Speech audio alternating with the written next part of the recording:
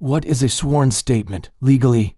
When people hear sworn statement, they often think it just means someone wrote something down and signed it. That is not what it means in law. A sworn statement is one of the main ways facts enter the court system before a trial ever happens, and it is designed to do two things at the same time: give the court information and expose the person giving that information to serious legal consequences if it is false. Understanding what a sworn statement is and what it is not is essential to understanding how courts actually work. Part 1. Basic definition in legal terms. A sworn statement is a written statement of facts that a person declares to be true either under oath or under penalty of perjury. In the United States, there are two common forms: an affidavit, which is sworn in front of a notary or authorized official, and a declaration, which is signed under penalty of perjury without a notary. If the jurisdiction allows that form, both have the same legal effect. The signer is telling the court, if this is knowingly false, I can be prosecuted for perjury. Perjury is a crime in every U.S. jurisdiction. It is not a procedural violation. It is not a fine. It is a criminal offense, often a felony. That is why sworn statements are treated very differently from ordinary letters, emails, or arguments written by lawyers. Part 2. Why courts use sworn statements. Courts cannot hold live testimony hearings for every motion, every request, and every procedural step. If they tried, the system would collapse. So courts rely heavily on sworn statements in emergency motions, temporary custody disputes, restraining order requests, injunction requests, summary judgment motions, procedural and evidentiary motions. In these contexts, the judge is not deciding the final truth of the universe. The judge is usually deciding something narrower, like, is there enough claimed evidence here to justify the next step in the case? A sworn statement allows a judge to evaluate asserted facts without live testimony, but with legal accountability attached.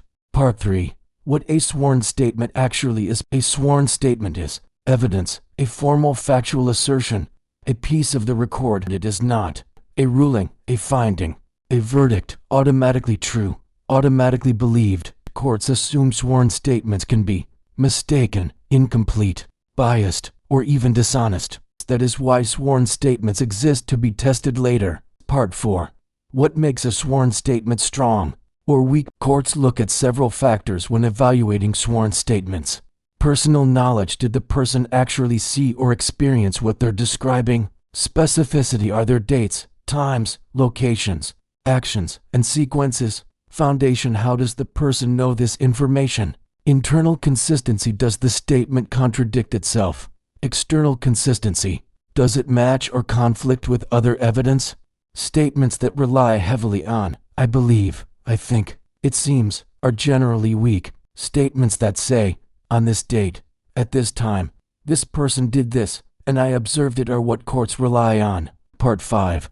How sworn statements are used in real procedure and practice. Sworn statements are often used to support or oppose motions, justify emergency relief, establish timelines, preserve testimony, frame factual disputes, but they are not the end of the process. If a case continues, the other side can file competing sworn statements, witnesses can be deposed, evidence can be challenged, cross-examination can happen, and the court can decide what is actually proven. Part 6. What happens if a sworn statement is false? If a sworn statement is shown to be knowingly false, several things can happen. The statement can be struck, the case can be sanctioned, the signer's credibility can be destroyed, and in serious cases, the matter can be referred for criminal prosecution. Even when criminal charges are not filed, lying in a sworn statement can end a case by destroying the liar's credibility in front of the court. Part 7. The core idea. A sworn statement is not telling your side. It is staking your legal credibility to a version of events. Conclusion. So when you hear this was filed in a sworn statement, what that really means is someone did not just talk. They legally attached themselves to their story. If you like this content, then kindly hit like, subscribe, and share. Caesar commands it.